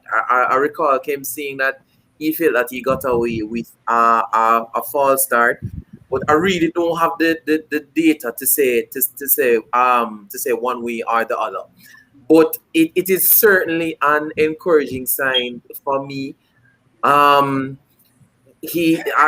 think he hasn't looked this way in the past about 3 or 4 years, and he continues to remain injury free. I'm really liking how he's looking. Hopefully, I definitely expect him to make the final. Hopefully he can get, so if he runs 9.9s, I would be at 9.9, high 9.8s. I think it would be a tremendous. I achievement for him Hold based on. on where he's coming from. Wally. Where you go take a while ago when you go away? Where you go take a while ago? Like, What where you you really mean? go take a while ago? What do you mean? Wally. Where you injecting your body a while ago when you What do you mean? so long? A dose of Wait. testosterone, Yeah, man. let me tell you something, Wally. Let me tell you something. You and Blake, right now, give me until a week. Let me do some more research, but I'm on the verge of saying he won't make the final. I'm on the verge of saying that, right? You said the last time, you know. No, Remember, no, you I know. didn't. I said, no, the last time I said he's not making the 200 final. That's what I said the last Yo, time. you said the 100 as well. No, You said no, the but 100. no, No worry, you know. Remember, say, Well, me listen. at the archive God, you know. I love it. Remember, me So, the Wally. archive God, you know. Wally, So you don't worry, actually- still. You Don't actually worry, think still. Johan can run below 9.9? Actually got to 9.9? No, Much more to go below it? You're not listening to what I'm saying, you know. Yeah, didn't I heard say you that. said. I heard you I said did not. 9.8. I said You didn't if use the he 9.8? does that, I said if he does that, it would be a tremendous achievement based on where he's coming from. That's what I Good. said. I heard that. And the fact is, you mentioned 9.8, Mhm. which means That's you think impossible. there's a That's impossible. possibility where he can do it. The win have to be positive 7 for him run 9.8. That's the only way. No other chance. No other. That man is not, hey, that man is not good at all. But hey, check me out, right? Check me out, Wally. Right? This is always my problem with Johan why I'm a beating, right? Him come out again once again. Oh, I'm not leaving Tokyo without an individual medal. I don't know if him said that for hype up himself personally, but every time him talk, him end up disappoint, right? And if you have Taekwondo Tracy, who definitely will not make the finals, if you have them man they beat you at Olympic trials, it's coming like a joke thing. Now, Johan Blake coming similar to Omar McLeod in a way where when them start feel pressure, them start tighten up. Let me tell you something. Trayvon Bramwell, Ronnie Baker, what a better name, Fred Curley, Andre DeGrasse, the brother they're from South Africa. Akani Simbine. Tibima or whatever. That are five already where undoubtedly Johan can beat. Not even for him, can't beat them, right? And then there have some more people that come up in the ranks, right? So I'm willing right now, Wally. You know, I know you're not a betting man, you know, but I'm going to. We're not even going to take you. If Johan Blake, I'm gonna say it right now. If Johan Blake makes the 100-meter final, I will personally send you, right, $150 US. You don't owe me nothing. But if you make the finals, I'll send you $150 US. All right, so this video was recorded the 12th of All right, July, make sure 2021. you record it, you know. Make Yeah, sure. man, it's recorded, man. YouTube and Facebook save all of that. But Johan Blake, I will say it here categorically. Johan Blake will make the finals. all right, what The last championship when he made the finals, he will make the final. Must. I think with Johan Blake, he just has to just focus on improving as you go along, especially in these Olympics. To say that you won't leave Tokyo without a medal puts added pressure on yourself to perform, and under pressure, he has not done well. Even Chris, when he was hold on, Chris. What you talk about, Chris? Yeah, the man said the beast is back. listen to me. You know what? What events will Johan be doing at the Olympics? 1 and 2. 1 and 2. And relay, right? Yeah. What else? That's it. No, I'm trying to find out where the medal coming from. But look at it this way, guys, and I want to use this as an analogy. I am not going to say that he won't make the finals or he will. I'm not going to do that because anything is possible. Chris. But hold on. Chris. No, man, I'm going to stop in the tracks. What? Around here when I play it safe, man. If it's either I'm gonna make the final or I'm not gonna make it. All right.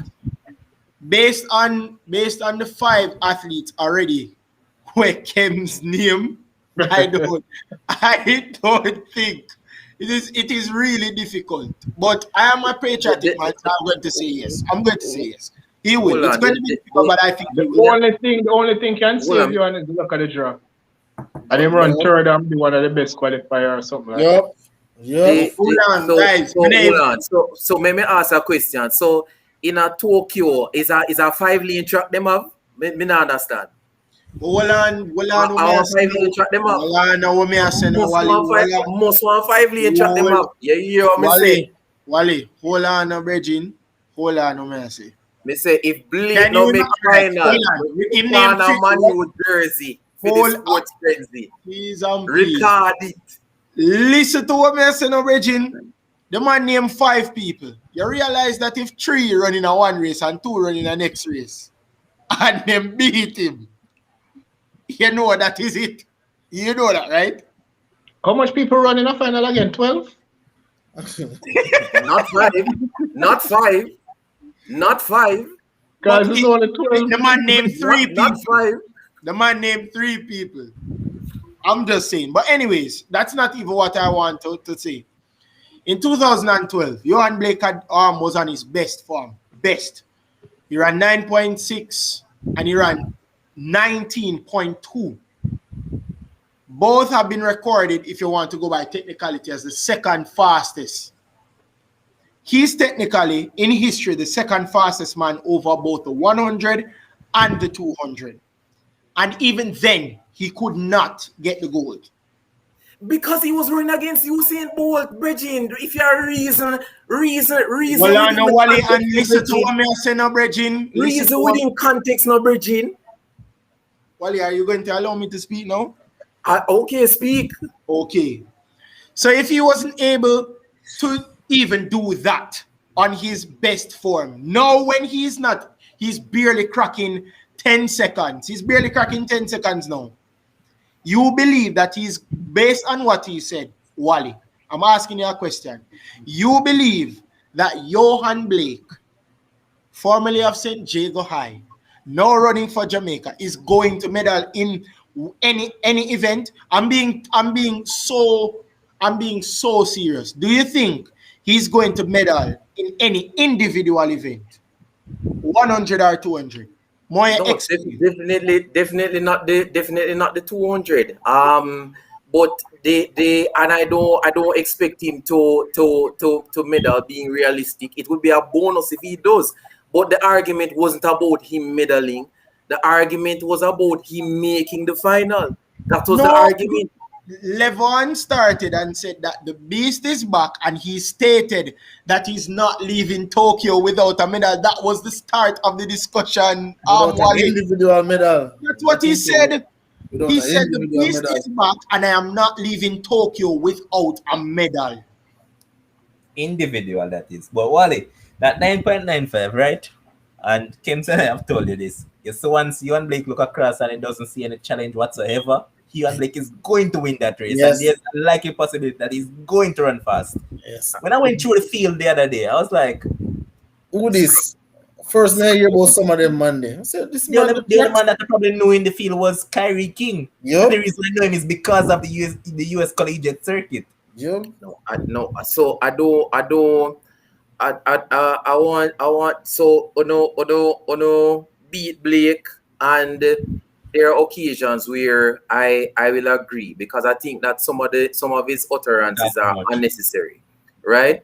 But let us not have the conversation in a way to make it seem as if his career is one that once he faces pressure, he falls.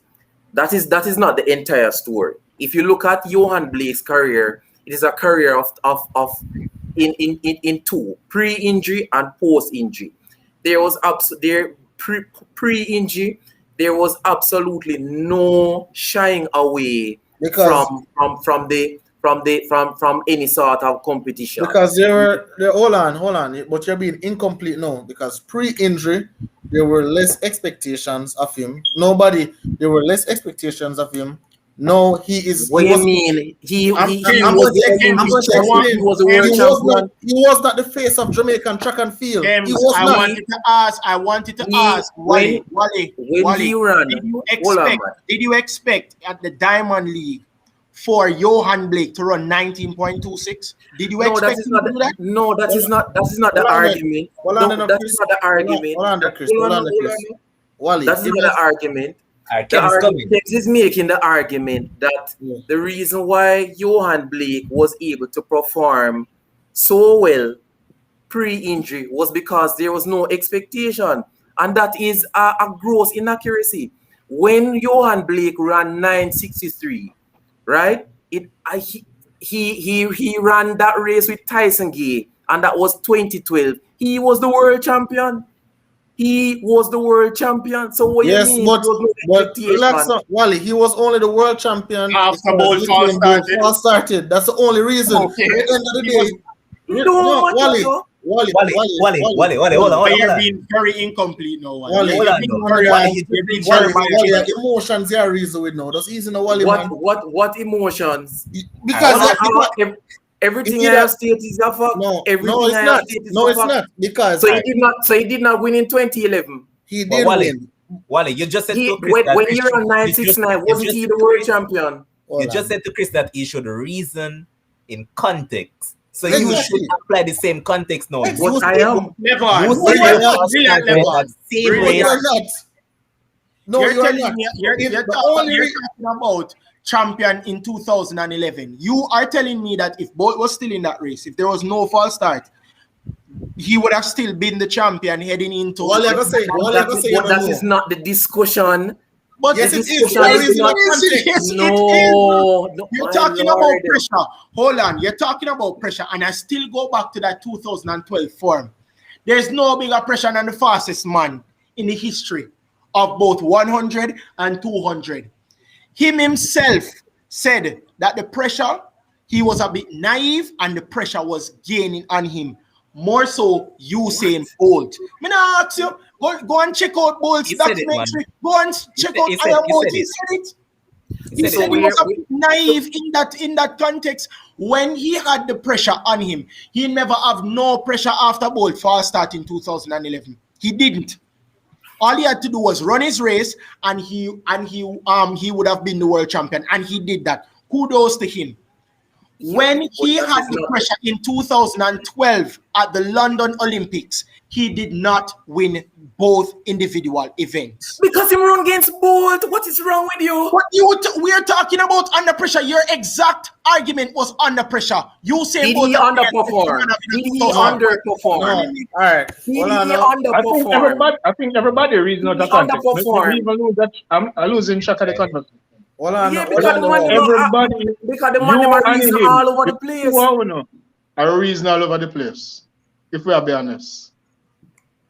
No, I'm not. No, Brian, you're bringing that comment influence though. You be the one to substantiate what they're saying from the nonsense from the senses.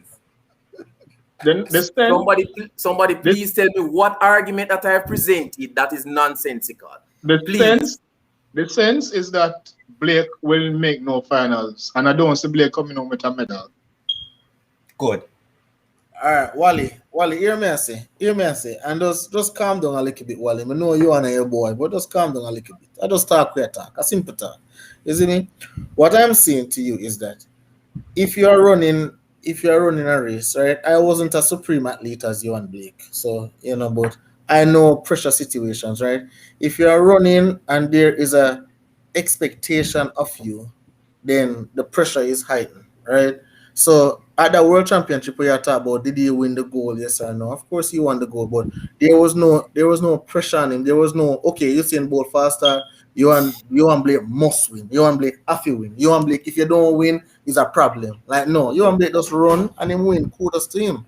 But what I'm saying to you is that now, with Usain Bolt gone, he is the face of Jamaican track and field. From Usain retire up until now, he has been the face of Jamaican track and field, and he has talked, and he has failed to deliver. And that is just the facts of life. He has failed to deliver on numerous occasions. That's just it. That's just all I'm saying. So obviously the point that was being made was missed. What I am saying to you, your argument is that no Johan Blake only performs when the pressure is not on and the spotlight is not on him. Yes. That was your comment. Yes. And I am saying to you that Yes. when Johan Blake ran 969 Okay. against Tyson Gay in 2012, he was up against world-class opposition, and the spotlight would have been on him as the world champion, and he ran 969. That is the argument that I am making. All right, that's the argument that you're making. Okay. That's the first thing. That's the Okay. first thing. All right. The second thing is that one, I agree that he talks too much. Okay. But let us put that aside. All right. There has been no occasion where Johan Blake has come even close to the form, to his pre-injury form, and you can look at him and say he has under-delivered, underperformed. No one expected him, except me and a few faithful, expected him to make the finals of his last major championship, and he did. He overachieved. So let us not paint this picture as though Johan Blake is somebody who post-injury has had the opportunity to reach top form and he has underperformed. That is not the case. All right, so let me ask you a question, right? At the Olympic trials that just passed, right? Would you agree that he should have won the 100 meters? Would you agree? I would agree. Just based off form, do you agree that he should have won the 100 meters? I would agree. That's reasonable. Okay. Would you also agree that he should have won the 200 meters? No, I would not. Why is that?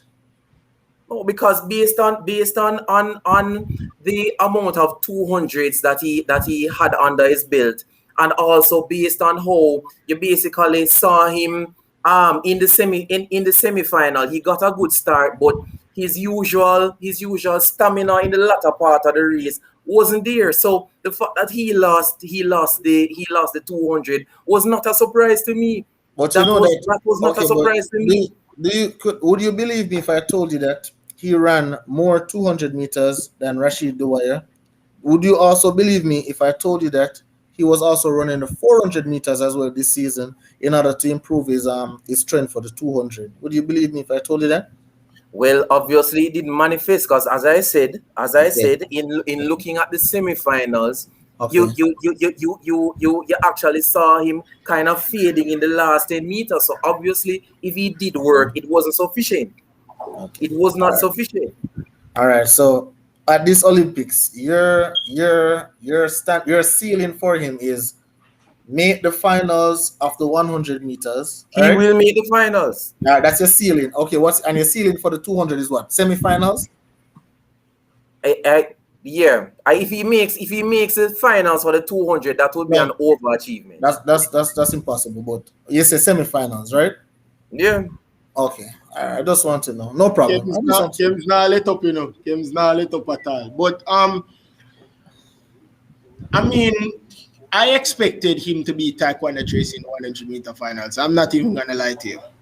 And he didn't. He did not. There was too much pressure on him, too much eyes on him. And Kems, I want to ask you a question. What was the time that Taekwondo Tracy did in that 100 meter finals? Wasn't it what, 10 flat? 10 second flat. Do you believe 10 flat? Do you believe that 998 is going to win a medal at this year's Olympics in the 100? No chance. Do you believe that a 10-second flat time will be winning the 100 meters at the Olympics? No chance. I don't think that he's going to medal. No, maybe he wins the finals. This is what I am saying.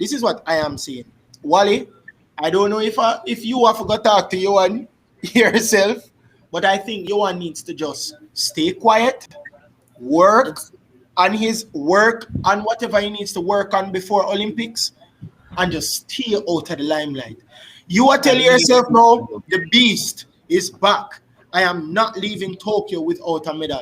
Why you gonna put that added pressure upon yourself to achieve something now? Because he's the beast. Leave the beast alone. All right, so what I'm going to do is I'm going to ask Level and Trey to go home to just go and sleep. Just go and sleep, Levon. The other thing, you know. But the thing is, I think people are nothing. People are definitely bashing him unfairly. Why is I that? don't I Why is don't that think then? you I Why is don't that? think you I don't think people understand the gravity of his injury. The fact that he is able to run sub 10, having torn his hamstring off the bone, is is is is is, Wally, is beyond remarkable. Wally, that that is is not why the, we are not hyping him up to go final, we're because we not, understand but the gravity of the Ryan, situation. but It Ryan, seems as he's if not. you don't understand. Look, What do you Ryan, That mean? he's is not looking. that is No, why we're Wally, not Wally, saying we're hold the on. final. What we are trying to say, is that it is all good and well for Johan. Nobody is bashing him, saying that Johan an In idiot, to Johan make this, Johan that. The fact that Johan is putting this pressure on on himself. We are himself. doing, I know we Exactly. are doing, We are not the ones Johan, saying everybody knew, nobody expects Johan to be running 2012 type of form, Johan. Everybody knew the extent of his injury. Everybody knew the hamstring tear off the bone. Everybody knew the extent of the injury. Yeah. Johan And, Blake is putting pressure on himself. And The man and also, Wally helping and Chris, Wally Chris, supporting you and habits. Chris, give me a talk. Chris, give me a Well, talk as no, well. I'm not. Why Chris, are you hold on, telling Wally. blatant lies Hold on. on the Give me show? give me a talk now, Wally. Give me a talk now, Wally. Wally, also the reason why Levon and I started beating with this whole Johan situation is because you took the same approach as Johan Blake. You came on Facebook and you went and you talk about, oh, you want this and you want that, But what I noticed that you do now, Wally, you see, anytime we start beat Johan, you revert to the injury and the hamstring off the bone and all of them something there. We don't want to hear that. We don't want to hear that. Because when you Everything that I have said about Johan to date has been on point. I was adamant that I was adamant that he would have made the last major championship final. Everybody laughed me. Everybody laughed me to scorn. And what happened? Tell me what happened. Wally, you Tell me said what that he would happened. make. Wally, you said that he would make both the 100 and the 200. I did not say that. I did not say that. Wally, all I am saying is that I understand where he's coming from, coming back from injury and trying to train. All of us are saying, because all of us are agreeing, except for you, that Johan is putting this added pressure on himself. All I am saying is that No, not all of us. X me out of it. all right. This is Christopher Scott, Thames, and Ryan is Christopher Thames and Ryan is stated. Nobody is saying that he shouldn't come back and train and make sure he makes the finals and all of that. All of that is good and well. But you see, if I know as an athlete that I had this horrific injury, me now got every minute where me I rode sub 10, oh, the beast is back, I'm not leaving Tokyo without a minute, all of that. You know what I'm going to do? Stay quiet. But Chris, as I saw someone said in the comment section, what if this is actually his way of maintaining his confidence, composure, and have a mental space in terms of level? To what end though? To what end? Tokyo will tell. He did the same, but Levon, he did the same thing in the World Championships the last time. I was just about to ask, if hasn't he done that before? Chris, the man has changed monikers. Back then, the man followed a particular line. He saw that it didn't work for him. No, the man said, "Here, what?" I did some deep inspection. I saw that nothing is wrong in Name the Beast. It's not as if I'm actually a beast. It's just simply a moniker, and that's it. But he did take up that moniker. He did take up that moniker already. He has. Levon, let's take it to the lesser extent. I don't know if you remember the Commonwealth Games. You remember the Commonwealth Games? Where Mr. Usain Bolt himself come and say, I am backing Johan Blake to win that gold medal. You remember? And then Johan Blake also came out and said, well, the great one said that there's no pressure on me. I'll definitely win that gold medal in the Commonwealth. And what place did he finish? What place did he finish, Wally? Tell me no. No, tell me which place him finished. No, you would tell me. Are you a talk about it? Tell me no. I know it wasn't first place. That's what I know. I know it wasn't a gold medal. So these are the things I'm gonna tell you. In World Championships, him say, you know what? The beast is back. I'm going to go to the finals and I'm going to get a medal. He said that World Championship. Obviously, him come on 5th, 6th, something. You know, the 200 meter, him not even make the finals. Now him come back with the same approach, and that 9.95 where I'm run Wally is a 1-hour race.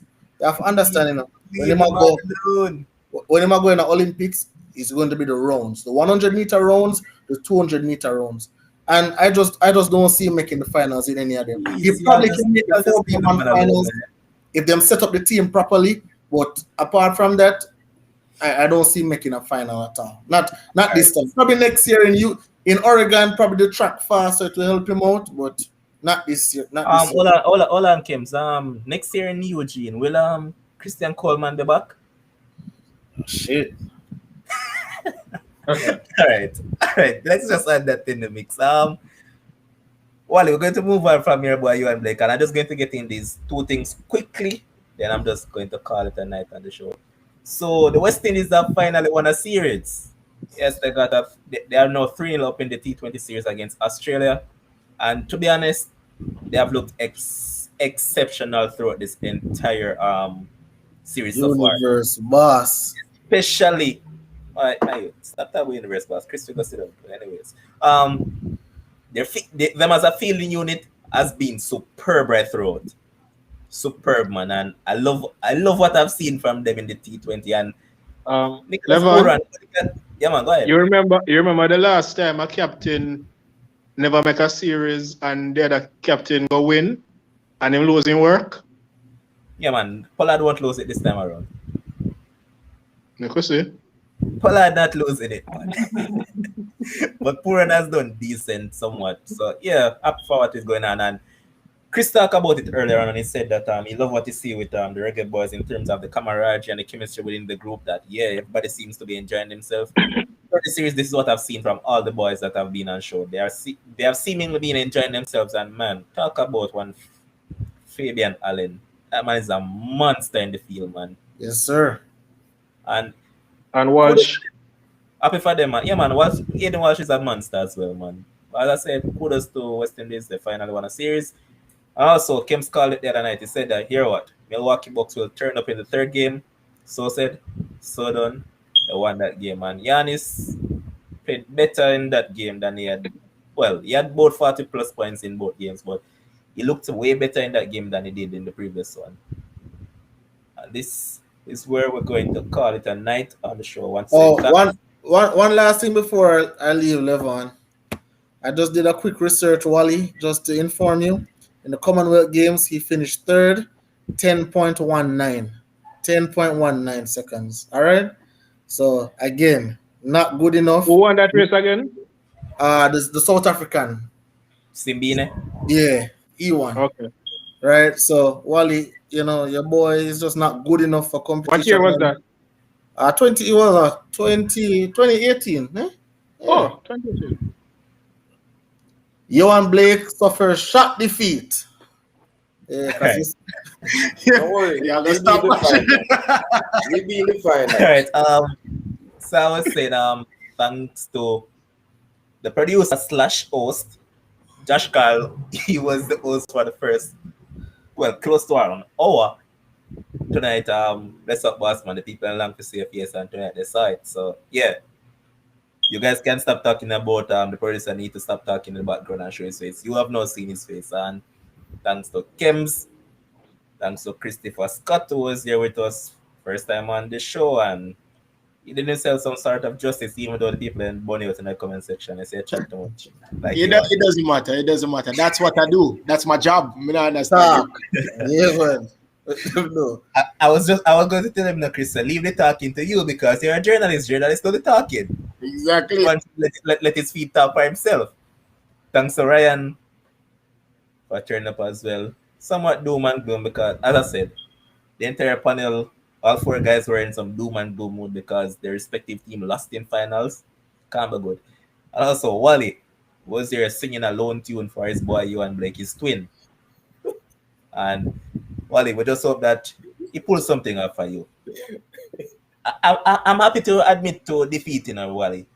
If you and Blake goes ahead and win a medal, I'll be the first to tag you and say, Wally, I'm sorry. Well, Me, I gotta apologize to any OYO and win. Me, I gotta apologize. Any OYO and medal, me, I gotta apologize. Me, not gonna tell no lie. Me, I gotta proud of him, but me, I gotta apologize to Wally. Cause Wally say, "Man, make final, you would have overachieved," as Wally would say. All right, Kim says it. Levon, some say Demo say told y'all Bucks bad at home. You know. We never expect Bucks to get sweet, but that's the only game Bucks are going because this series is over. 4-1 Suns. Floor General Chris Paul, scorer Devin Okay, Booker, DeAndre Ayton, Young Gun. All right, my brother. Look more. Okay, man. All right, bless up. And guys, tune in. We'll have another show on Wednesday. Until then, see y'all. Go and watch some basketball, some cricket, tennis, whatever it is, man. And even the Gold Cup. Go and support the Gold Cup, man. Support Jamaica, man. It's coming home. Jamaica style. No. No, we don't want an England fan say it's coming home. Rephrase it, Ryan. It'll come We a don't yard. want an England fan say it's coming home. Yeah, it'll come here. Now we know say it will never come home. Where's the Wally? It'll come a yard. It's a forward a yard, man. All right, so guys, thanks to all our viewers. At one point, we had over 30 odd viewers. We have over 400 comments. Thanks to all of you, man. For the first time viewers or regular viewers, keep on sharing Sports Frenzzyy, man, and subscribe to us on YouTube at Sports Frenzzyy. And also, congrats to our winner, Ramaj, one winning the $1,000 credit. Chris, you can tell them your social so they can go and follow you as well. Yeah, also thanks to somebody in the comment, Gunna Boss, actually mentioned me and actually asked when I'm going to do the Instagram live. I was deciding to take some couple weeks off, but you can follow me at Chris the Sports Guy on Instagram, and it's the same thing on YouTube. Journey to 500 subscribers. We had a watch party on yesterday for the Euros, and it was a good one. So Chris the Sports Guy on Instagram as well as Chris the Sports Guy on YouTube. Journey to 500 subscribers, guys. Yeah, man, I'm going to give you a kick about that because I never linked my back. Hey, listen, you did supposed to link me, but I had never done it. I said, go, man, they caught up, man. That's why. Yeah, But man, guys, as I said, we'll have an extra on Wednesday. Until then, peace out. So long. Take care.